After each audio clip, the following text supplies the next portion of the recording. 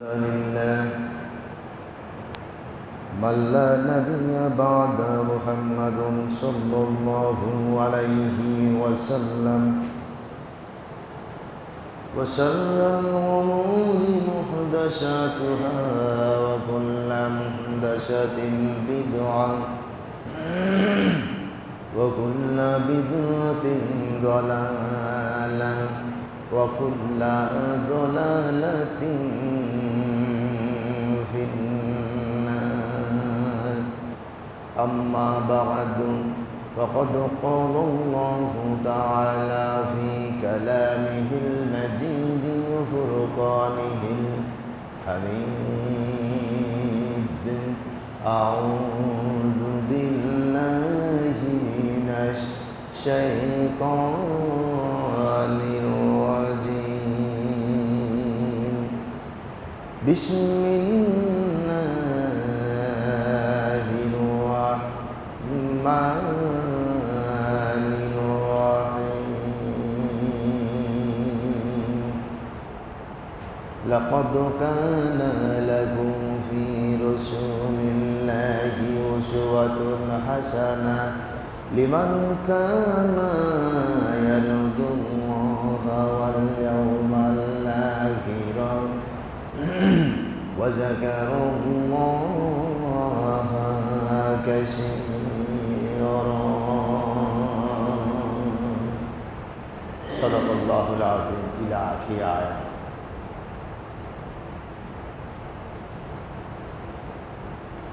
من تشبه بقوم فهو منهم قال النبي صلى الله عليه وسلم رواه البخاري مسلم متفق عليه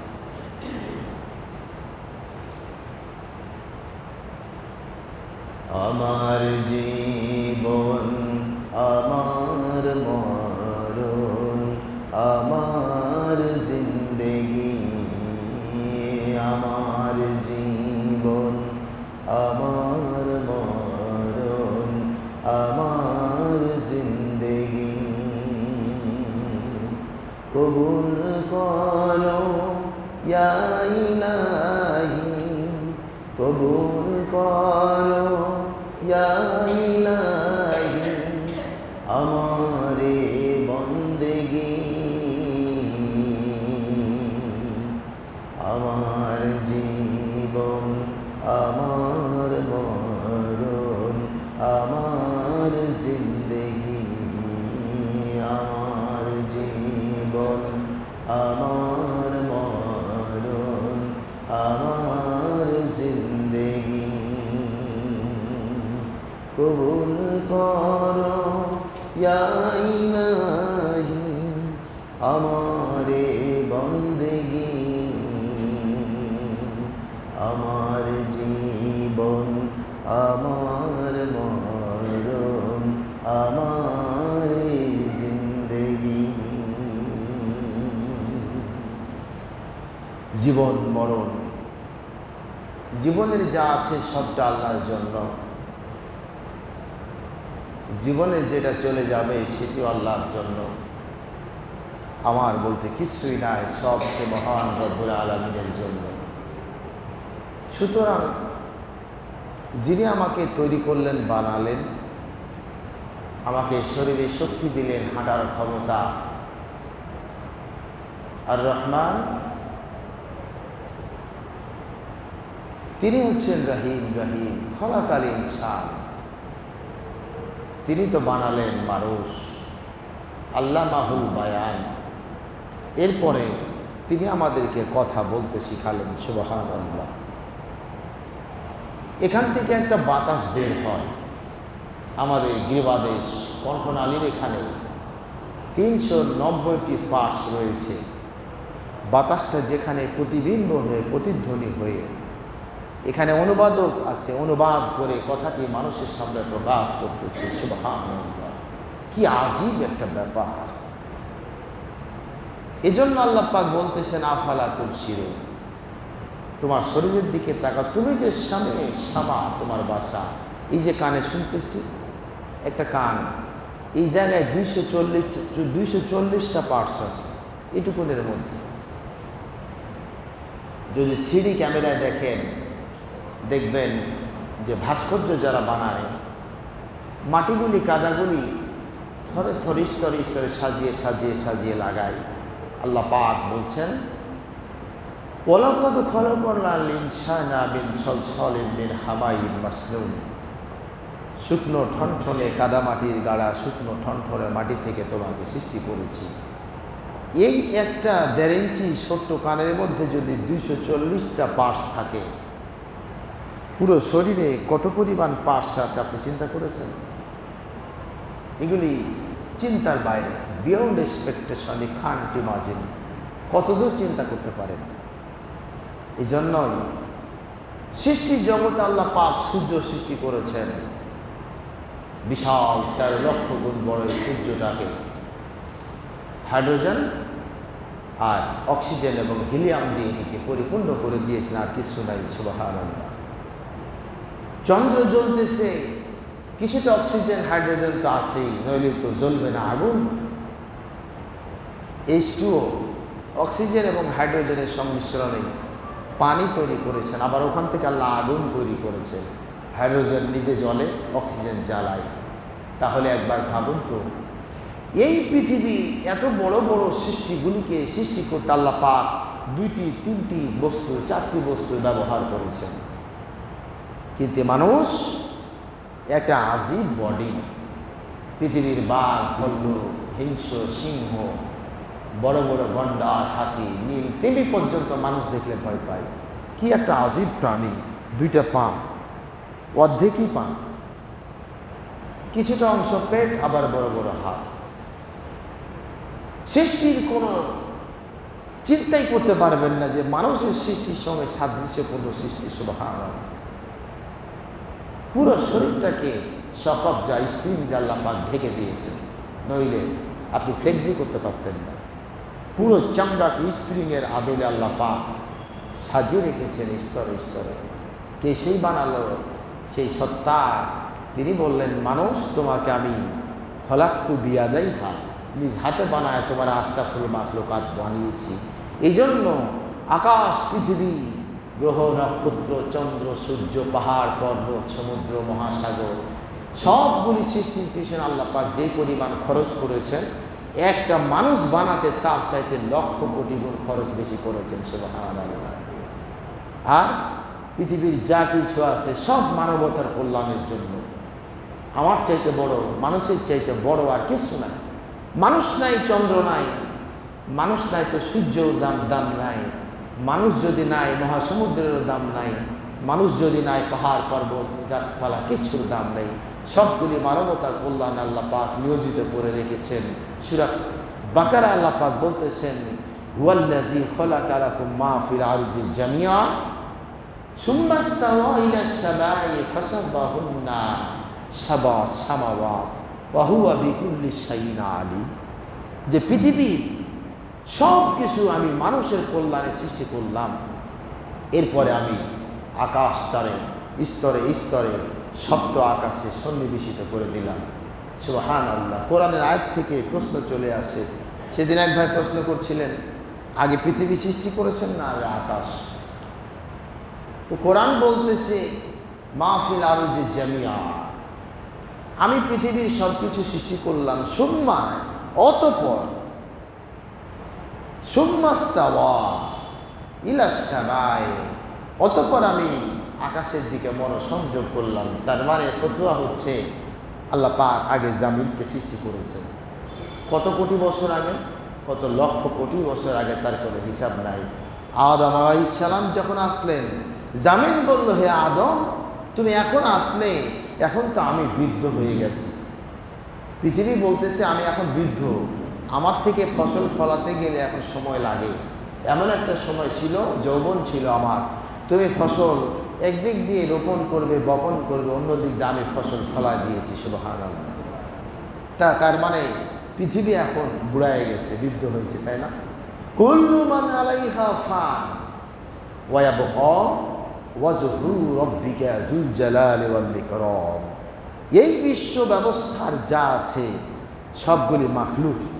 আল্লাহ পাক হচ্ছেন খাল, সবগুলি মাখলুক, সবার একটা নির্দিষ্ট সময় আছে, পরিমাণ আছে, নির্দিষ্ট পরিক্রমা আছে। লাশামসু ইয়ানবাগিলা আন তুদরিকাল কমার, সূরা ইয়াসিনের মধ্যে আল্লাহ পাক বলছেন সূর্য চন্দ্র তার নির্দিষ্ট কক্ষে অনন্তকালের জন্য সন্তরণ করতেছে।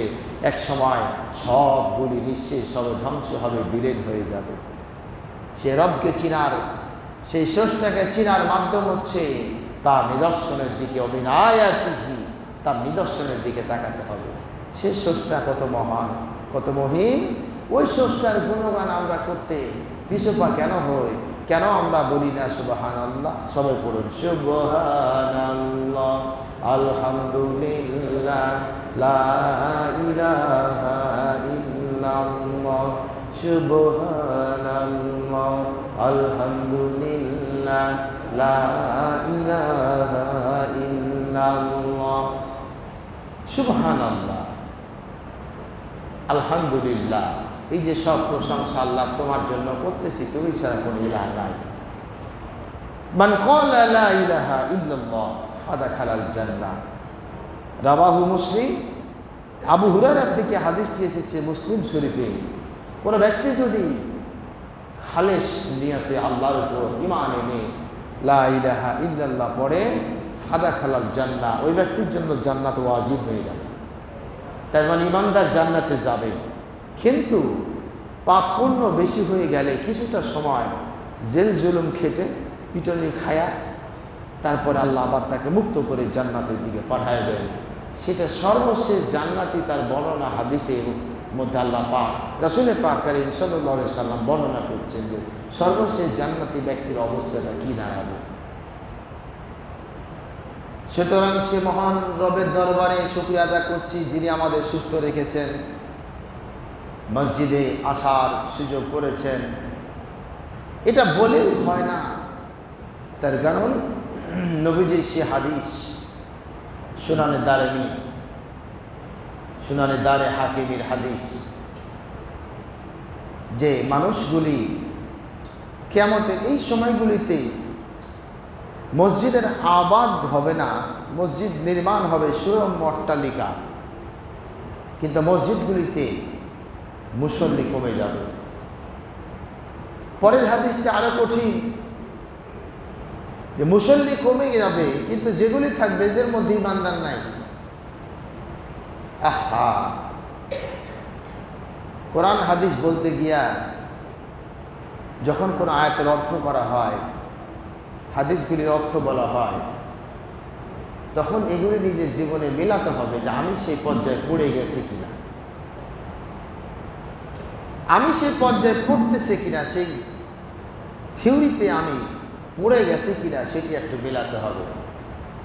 যদি মিলে যায় ভালো হলে আলহামদুলিল্লাহ, আর যদি সেটি বিপরীত হয়ে যায় ইস্তেগফার তওবা করে ফিরে আসতে হবে, এছাড়া বিকল্প কোনো পথ নাই। সুবহানাল্লাহ।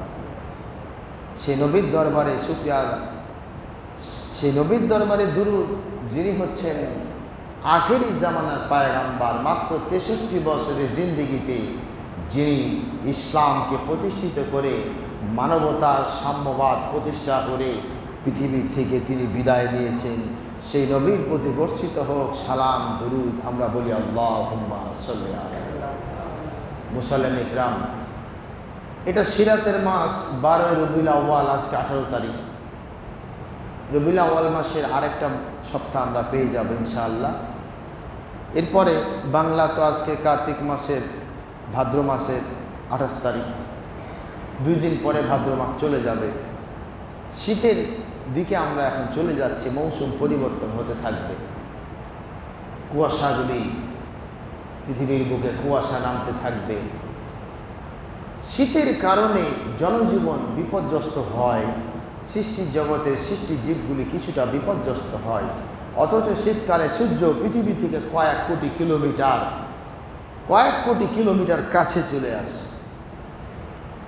তো সূর্যের তাপ 100 সেন্টিগ্রেড নিয়ে যত কাছে আসবে তত তাপ বেড়ে যাওয়ার কথা, কিন্তু আল্লাহ পাকের মহিমা দেখুন, সূর্য কয়েক কোটি কিলোমিটার কাছে আসলেও পৃথিবীতে আবার তাপ বিরাজ করে। কারণটা কি?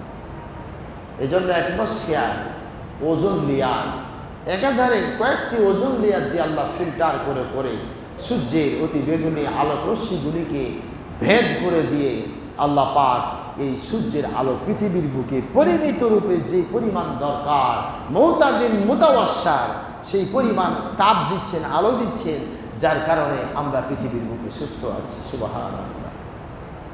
কোরআন জ্ঞান বিজ্ঞান, এর চিকিৎসা বিজ্ঞান, মহাকাশ বিজ্ঞান, পলিটিক্যাল সায়েন্স বিজ্ঞান, মানুষের স্বাস্থ্য বিজ্ঞান, সামাজিক বিজ্ঞান, সব কিছু নিয়ে কোরআন বৈজ্ঞানিক ভিত্তিতে দর্শন দিয়েছে, বিশ্লেষণ করেছে। অমাল্লা বিদল্লা বিল্লিল আবিদ, যাতে করে মানুষগুলি যুক্তির উপর নির্ভর করে কোরআনের কথাগুলি মেনে নিতে পারে।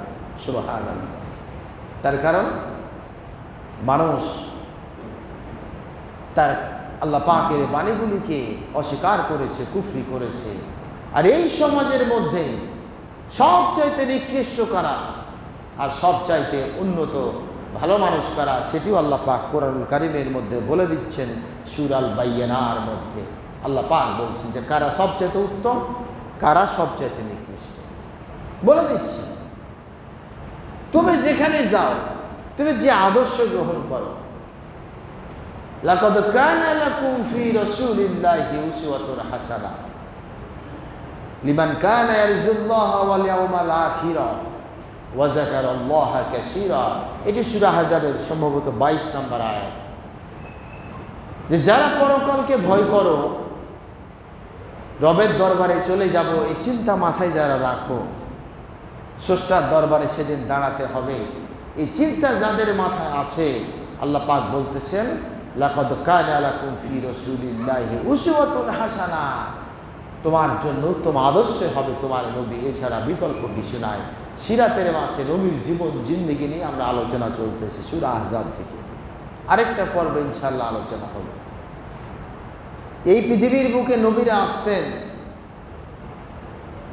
আসলে তো নবীরা আসার সময় তারা গতানুগতিক মানব সভ্যতায় একটা শিশু যেভাবে বেড়ে উঠে, মায়ের পেট থেকে সে 10 মাস থাকার পরে পৃথিবীর বুকে সে আসে, এরপরে ছোট্ট শিশু অবস্থায় 2 বছর মায়ের দুগ্ধ পান করে।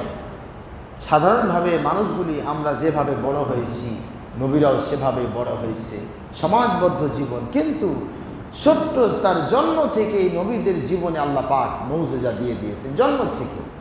যেমন প্রত্যেক নবীকে, শুধু আমাদের নবী না, সব নবীকেই জন্ম থেকে কিছু মুজিজা দিয়েছেন, যাতে করে মানুষ বুঝতে পারে উনি সাধারণ কোনো মানুষ নয়, উনি আল্লাহর নবী। ঈসা আলাইহিস সালাম মরিয়মের গর্ভে সেই পুরাতন ভাঙা খেজুর বৃক্ষের নিচে যখন জন্মগ্রহণ করলেন, কি খাবে, খাবার কোনো ব্যবস্থা নাই। আল্লাহ পাক বললেন, মরিয়ম তুমি চিন্তা করো না, খাবারের ব্যবস্থা আমি দেব। মরা খেজুর বৃক্ষটারে আল্লাহ পাক জিন্দা বানায় দিয়া টাটকা পাকা খেজুর ঝুলায় দিলেন, তুমি এটি খাও। আর ঈসা আলাইহিস সালামের ছোট্ট শিশুর জবান খুলে দিলেন, কথা বলতেছে আমি হচ্ছি আল্লাহ পাকের রূপ, আল্লাহর পক্ষ থেকে তোমাদের জন্য নবী। সুবহানাল্লাহ। গাছটি এখনো ওইখানে এখনো বেঁচে আছে গাছটি। এগুলো তো দেখে না, হাজিরা হাজিরদেরকে নিয়ে যায়। নিদর্শন অনেক, অমিন আয়াতিহি, এখানে অসংখ্য নিদর্শন যেগুলি আমরা অনেকে বুঝি না। হজ করতে যারা যায়, হজ কাফেলাগুলি এর একটা চিটিং, একদিন ঘোরাবে এখানে, একদিন ওখানে, কাজ শেষ। সুবহানাল্লাহ। কত নিদর্শন রয়েছে মানব সভ্যতার জন্য, এগুলি দেখার বুঝার প্রয়োজন আছে। আল্লাহ আমাদের কবুল করুন, আমিন। তো নবীদের যে মুজিজা, আমাদের নবীর অসংখ্য মুজিজা, 4000 মুজিজা তার জীবনে সংযোজন ঘটেছে। প্রতি পদে পদে মুজিজা দিয়েছেন তাদেরকে জন্য, যাতে করে মানুষদের কাছে তিনি প্রমাণ করতে পারেন, সত্যকে বিজয় করে দিতে পারেন। এর নাম হচ্ছে মুজিজা। লাকাদ আরসালনা রুসুলানা বিল বাইয়িনাতি ওয়া আনজালনা মা'হুমুল কিতাবা ওয়াল মিজানা লিয়াকুমান নাসু বিল কিসত। সব নবীকে আল্লাহ দিয়েছেন বিল বাইয়িনা, সুস্পষ্ট প্রমাণ, উন্নত মানের মহান চরিত্র। কিতাব দিয়েছেন আর দিয়েছেন মানদণ্ড, মৌজেজা দান করেছে। হযরত ইব্রাহিম আলাইহিস সালাম তিনি ইরাক থেকে মক্কার কাছে আসলেন, হেরেম শরীফের কাছে আসলেন। হযরত ইসমাঈল আলাইহিস সালাম তার সঙ্গে আছেন। তিনি তাওয়াফ করবেন, কিন্তু বাইতুল্লাহর ঘর কোনটা নাই। বাইতুল্লাহ যে এখন দেখতেছেন কাবা ঘর, এটি হযরত আদম আলাইহিস সালাম ফেরেশতাদের নিয়ে তৈরি করেছিলেন। নূহ আলাইহিস সালাম, নূহ আলাইহিস সালামের বন্যার সময় এই কাবা ঘর ধ্বংস হয়ে যায়, বিলীন হয়ে যায়, মাটি চাপা পড়ে ভেঙে চুরমার হয়ে, এর কোনো চিহ্ন ছিল না। তাহলে প্রত্যেক নবীরা কেমনে তাওয়াফ করেছেন? সব নবীরা আসতেন, মোটামুটি একটা অনুমান নির্ভর করে এখানে তাওয়াফ করতেন। আদম আলাইহিস সালাম থেকে শুরু করে কিয়ামত পর্যন্ত এই বাইতুল্লাহকে তাওয়াফ করা মানুষের জন্য ওয়াজিব করে দেওয়া হয়েছে। ওয়ালিয়াত্তাওয়াফু বিল বাইতিল আতিক, আল্লাহ পাক বলছেন তোমরা আমার ঘরকে কি করো? তাওয়াফ করো, পরিভ্রমণ পরিদর্শন করো। নবীরা আসতেন একটা অনুমানের উপর নির্ভর করে তাওয়াফ করতেন।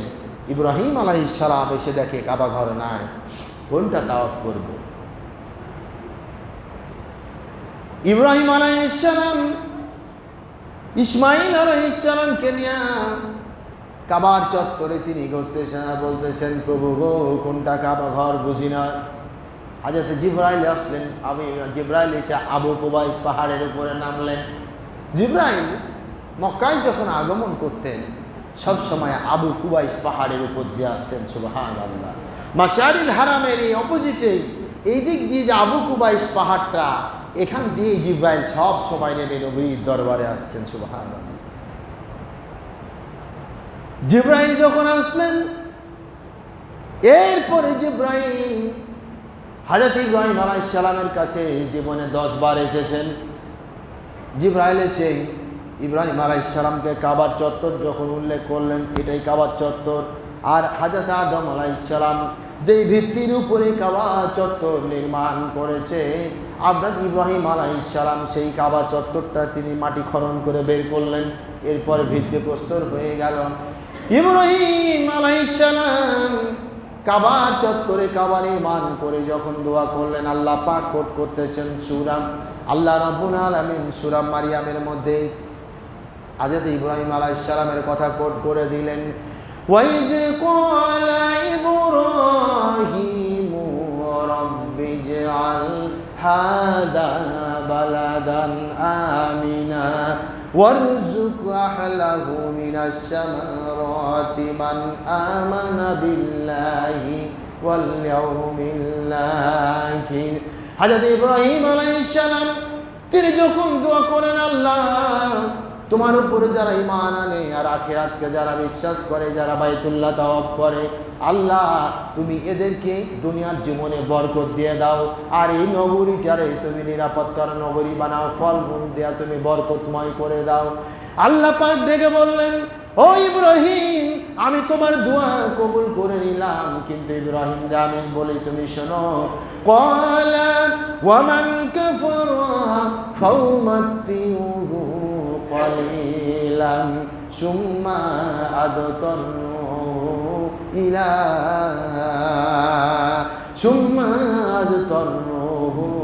আল্লাহ রাব্বুল আলামিন বলতেছেন কলিলান সুম্মা আজতারুহু। আল্লাহ পাক বলেন, ইব্রাহিম আমি তোমার দোয়া কবুল করে নিলাম, কিন্তু এই এরিয়ার মধ্যেই যদি কাফির বেঈমান থাকে, অর্থাৎ দুনিয়ার কাফির বেঈমান যারা আছে, এদেরকেও আমি আল্লাহ কিছুটা সময়ের জন্য অবকাশ দেয়া দিব। ইলা যাবিন নার, আর এরপরে অচিরে আমি জাহান্নামের আগুনে তাদেরকে জ্বালাবো। ইব্রাহিম আলাইহিস সালাম বসে আছেন। বাদশা জুলকারনাইন তখন যুবক বয়স।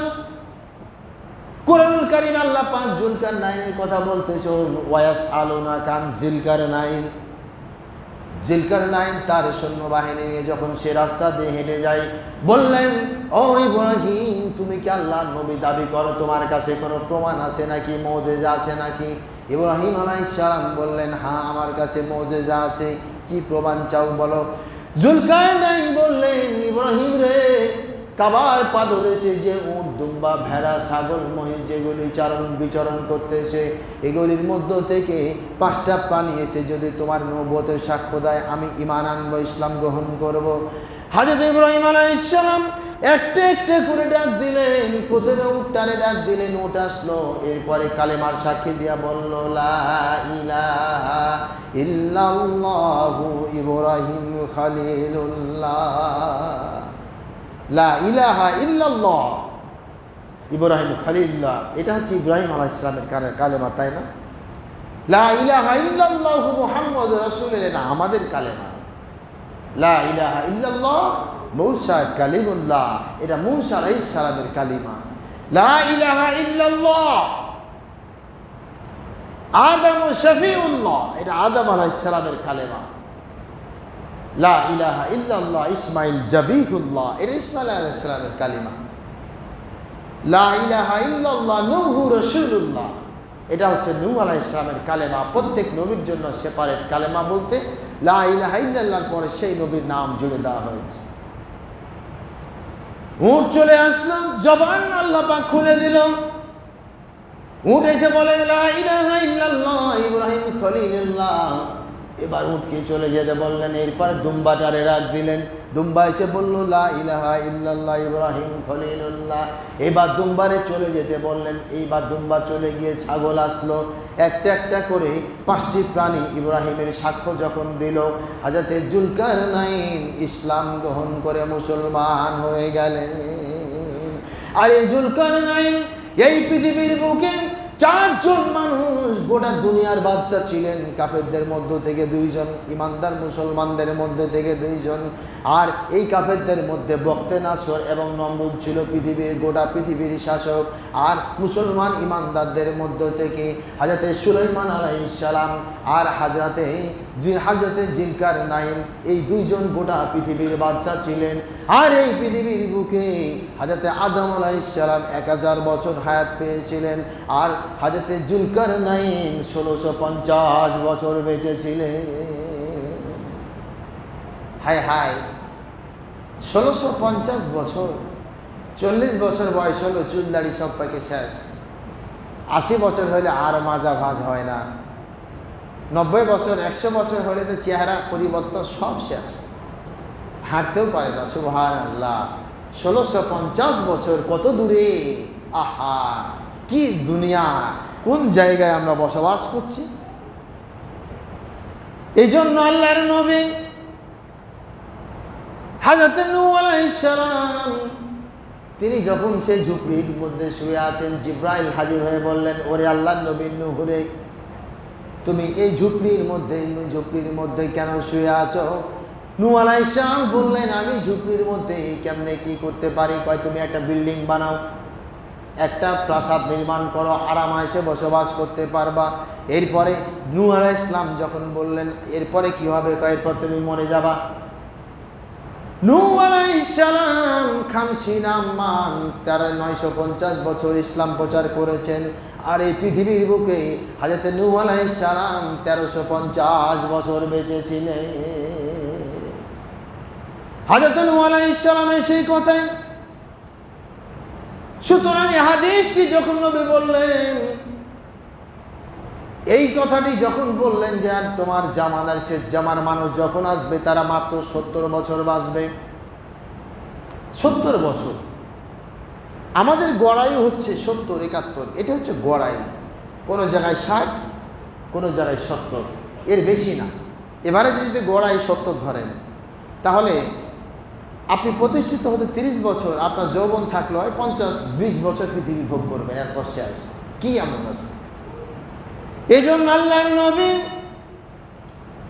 তিনি খাটিয়ার উপরে যখন শুয়েছিলেন, আর পিঠে যখন দাগ পড়লো, দুপুরবেলা হযরত উমর আর হযরত আব্দুল্লাহ ইবনে মাসউদ যখন নবীর কাছে গেলেন,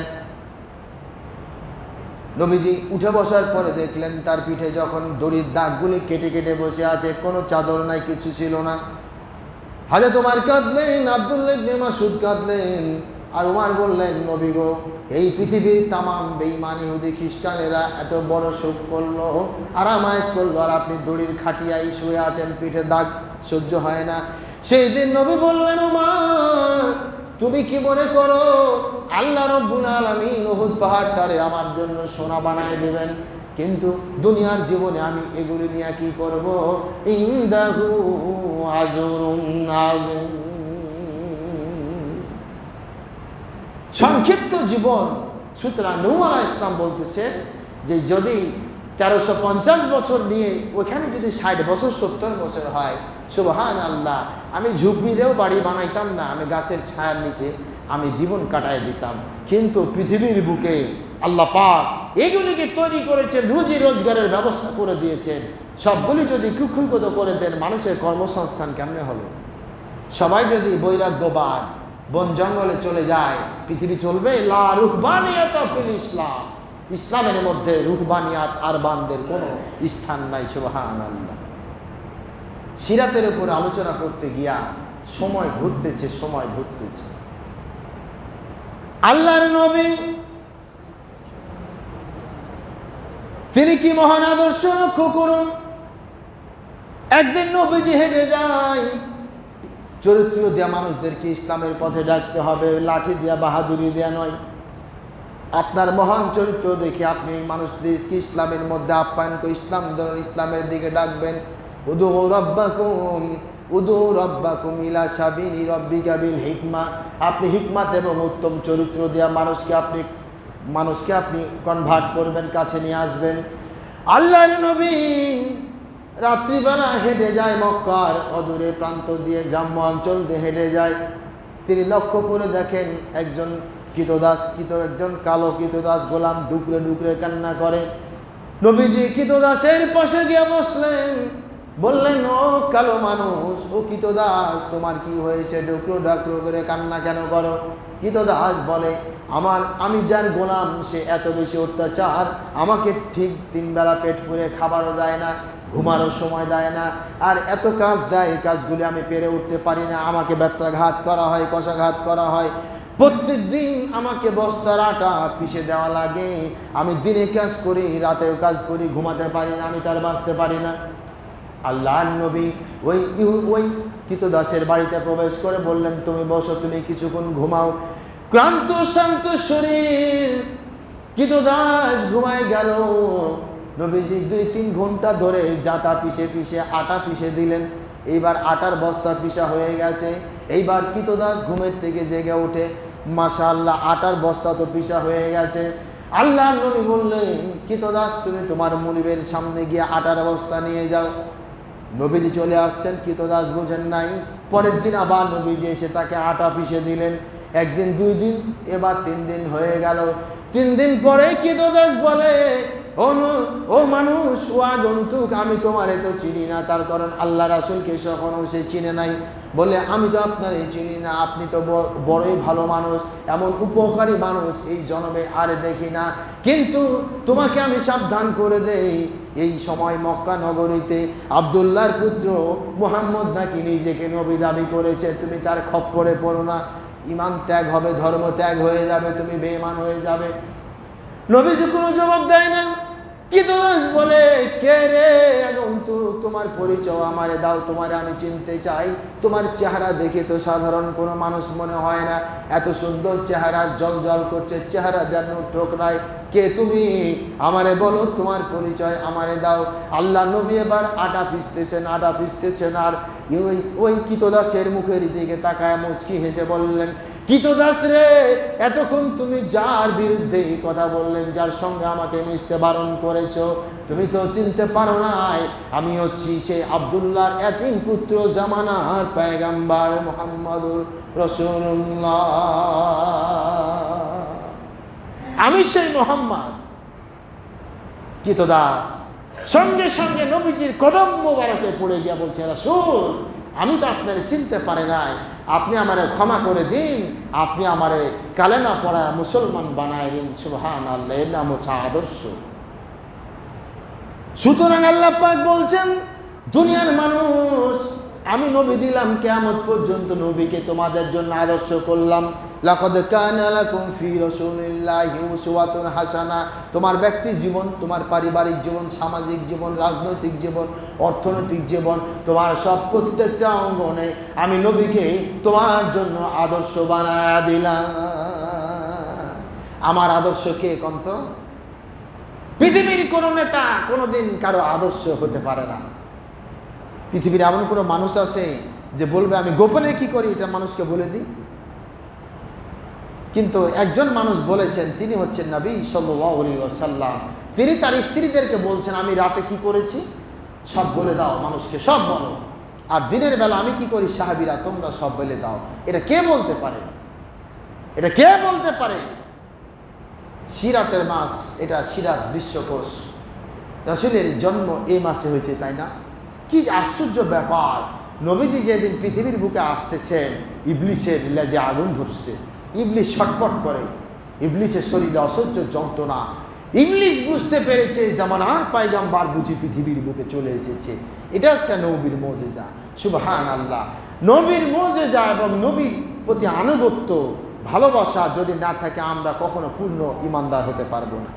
একটা হাদিসের ঘটনা বলি। তাবুকের যুদ্ধ, তাবুকের যুদ্ধ শুরু হবে। নবীজি সাহাবীদের নিয়ে তাবুকের মাঠে রওনা দিলেন, তাবুক অভিযানে বের হয়ে গেলেন। কিন্তু তিনজন সাহাবী অলসতার কারণে তারা তিনজন এই যুদ্ধের অ্যাটেন্ড করলেন না, নবীর যুদ্ধের ময়দানে গেলেন না, তারা বাইরে থেকে গেলেন। আল্লাহর নবী 1 মাস তাবুক অভিযান থেকে ফিরে আসলেন। এরপরে আল্লাহর অর্ডার হয়ে গেল, যেই তিনজন ব্যক্তি এই যুদ্ধের মাঠে অংশগ্রহণ করেন নাই তাদেরকে বয়কট করো। সমাজের মধ্যে কোন কোন শাস্তির বিধান হচ্ছে বয়কট করা। বয়কট করার বিধানটা এখান থেকে আল্লাহ পাক দিলেন যে রাষ্ট্রীয় কোনো প্রোগ্রামে, যেমন বহিঃশত্রুর আক্রমণ প্রতিহত করতে গিয়া কোনো মানুষ যদি স্বেচ্ছায় যুদ্ধে অংশগ্রহণ না করে, ইসলাম তার একটা বিধান দেয় তাকে বয়কট করে। এটা হচ্ছে ইসলামের একটা বিধান। তিনজন সাহাবীর মধ্যে একজন হচ্ছে কাব ইবনে মালিক রাদিয়াল্লাহু তাআলা আনহু। নবীজি তাদেরকে ডাকলেন, বললেন ইয়া রাসূলুল্লাহ, কোনো ওজর নাই, আপত্তি নাই, অলসতার কারণে যায় নাই। আল্লাহর নবী বললেন আজ থেকে তোমাদেরকে বয়কট করা হলো। সাহাবীদেরকে বলে দিলেন তোমরা তাদের সঙ্গে কেউ মিশবে না, তাদের সঙ্গে কেউ কথা বলবা না, পরিবারকে আলাদা করে দেওয়া হলো। এইবার কাব ইবনে মালিক তিনি মসজিদে আসেন, নামাজ পড়েন, কিন্তু কারোর সঙ্গে কথা হয় না, কেউ কথা বলে না। তিনি মসজিদে আবার আসেন, আজান শুনেন, নবীর দরবারে নামাজ পড়েন, নবীও কথা বলেন না, কোনো সাহাবীও কথা বলে না। কাব ইবনে মালিক কান্না করে, হায় হায় কি ভুল করেছি, আল্লাহর নবী আমার সঙ্গে কথা বলে না, কোনো সাহাবী কথা বলে না। কয়েকদিন পরে আবার বিধান কঠিন হয়ে গেল। এবার বললেন কাব ইবনে মালিকের প্রতি অর্ডার আসলো, তুমি আর সমাজে মানুষের কারোর সঙ্গে মিশতে পারবা না, মসজিদে আসবা না। কাব ইবনে মালিক বেকায়দায় পড়ে গেল, বাড়িতে একা একা থাকে, কোনো সাহাবীর সঙ্গে কথা বলতে পারে না, কারোর সঙ্গে কথা বলে না। বিধান আরো কঠিন হয়ে গেল। এইবার কাব ইবনে মালিককে নবীজির কাছে ডেকে বললেন, কাব ইবনে মালিক, তোমার প্রতি বিধান আরো আল্লাহ পাক কঠিন করেছেন, তুমি তোমার বউরে বাপের বাড়ি পাঠায় দাও। কাব ইবনে মালিক বলে, ইয়া রাসূলুল্লাহ, তালাক দিব না, এমনি পাঠায় দেবো, এমনি পাঠায় দাও। বিধান কঠিন হয়ে গেল, সমাজের কোনো মানুষ কথা বলে না, কেউ কথা বলে না, নবীজি কথা বলে না। পরিবারে নিজের বউ বাচ্চা সবগুলিকে এখন আলাদা করে দেওয়া হলো, জীবন আর চলে না। একা চলতে পারবেন? কত বাহাদুরি! সামাজিক বয়কট এমন একটা শাস্তি। দেখেন না, কিছু কিছু মানুষ, বৃদ্ধ মানুষগুলি দেখবেন এই গ্রাম ছেড়ে, নিজের এলাকা ছেড়ে হয়তো ঢাকা চলে গেছে, বাড়ি করেছে, বিভিন্ন ডিস্ট্রিক্টে গিয়া এরপরে চাকরি বাকরি রিটায়ার করার পর যখন বৃদ্ধ হয়, বন্ধু বান্ধব সব শেষ। তার কারণ মানুষের বয়স যত বাড়তে থাকে, বন্ধু বান্ধব তত শেষ হতে থাকে, কমতে থাকে। তখন ওই মানুষের দেখবেন আর সময় কাটে না। এই যে রমনা বটমূলে দেখবেন কিছু কিছু বুড়া লাঠি নিয়ে, অনেকগুলি 5 জন 7 জন বুড়া গল্প করে, গল্প করে যখন দেখে আজান হয়ে গেল, এখন তো বাড়ি যেতে হবে, বুড়ারা মাথায় হাত, বাড়ি যেতে হবে মানে জাহান্নামে যাওয়া লাগবে এমন অবস্থা, বেকায়দা অবস্থা। প্রবীণ নিবাসী যারা আছে দেখবেন কি অবস্থা, সুবহানাল্লাহ। এজন্য ওয়ালা তাস্তাইল হাসানা ওয়ালা সাইয়্যা, হে রাসূল তুমি মানুষদেরকে ক্ষমা করো, ক্ষমা করো, খুদিল আফওয়া ওয়ামুর বিল উরফি ওয়ারিজ আনিল জাহিল, ক্ষমাশীলতার ন্যায় এবং মানুষের সঙ্গে তুমি সম্পর্ক ভালো রেখো, মানুষকে শত্রু বানায় না, জীবনটা বিষময় হবে। প্রিয় ভাইরা, কাব ইবনে মালিকের সে ঘটনা আমি এখন যদি বলতে চাই আরও 5-7 মিনিট চলে যাবে। করুণ ঘটনা, সামনে করুণ ঘটনা, কিন্তু সময় শেষ হয়ে গেছে। ইনশাআল্লাহ আরেকটা আলোচনায় আমি এটি ঘটনা নিয়ে আসব। আল্লাহ পাক আমাদেরকে শোনার বুঝার তৌফিক দান করুন, বলুন আমিন। আর এই মসজিদে আমি বলি, প্রায় তো বলি, এটা সিরাতের মাস, নবীর জীবনী আপনারা পড়তে শিখুন। বিভিন্ন ধরনের বইগুলি পাওয়া যায়, ছোট হোক বড় হোক, বইগুলি যদি পড়েন, নবীর চরিত্র, নবীর জীবন একটু একটু করে যদি পড়েন, আপনি দেখবেন চারিত্রিক একটা পরিবার পড়তেছে। এখন তো পড়ে না, লাইব্রেরিতে ঢুকবেন দেখবেন বইয়ে ফ্যাঙ্গাস ধরে গেছে, মানে বই পড়ার লোক নাই। বই পড়বে কেমনে? এই যে মোবাইল শরীফ, ইউটিউব শরীফ, ফেসবুক শরীফ নিয়ে চলতেছে চলতেছে, আহা সারা রাত চলতেছে, নিয়ে এগুলি নিয়ে সময় শেষ, সব শেষ। তারপরে ইউটিউব, অনেকে ইউটিউব দেখে দেখে দেখে দেখে ইউটিউব থেকে নাকি জ্ঞান অর্জন করে। তো ভালো জিনিস হলে তো জ্ঞান হবেই, কিন্তু ভালো জিনিস দেখে কয়টা? পড়ার কিছুটা অভ্যাস, শিক্ষিত মানুষ যারা একটু বই পড়ার অভ্যাস করবে। কখনো লাইব্রেরিতে যাবেন, এই যে দেখবেন সাধারণ পাঠাগার আছে, ওখানে গিয়ে দেখবেন আপনার মনটা একটা আত্মিক প্রশান্তি। দুনিয়ার খাবার দিয়ে আপনার শরীর যেমন পুষ্ট হয় আর আপনার আত্মা পুষ্ট হয় আল্লাহ পাকের স্মরণে, এগুলি একটু অভ্যাস করেন। আর মসজিদে আসবেন শুক্রবারের দিন, মসজিদে এত বলি, মসজিদে আসবেন আপনি আজানের আগে। কেন? এটা আপনার জন্য বলছি, এটা আমার জন্য বলি। আজানের পূর্বে মসজিদে আসবো, সারাদিন 7 দিন কাজ করবেন, শুক্রবারের দিন নামাজের সময় কেন আপনি আল্লাহকে সময় দিবেন না? এটা কি পাইছেন আপনারা? এত করে বলি শোনেন না কেন? প্রত্যেকে আপনারা টার্গেট যে শুক্রবারের দিন আমরা আজানের পূর্বে মসজিদে ঢুকে পড়বো, বলেন ইনশা আল্লাহ, ইনশা আল্লাহ। এটি কিন্তু কথা, ওয়াইজা ওয়াদ আল্লাহুল হুসনা।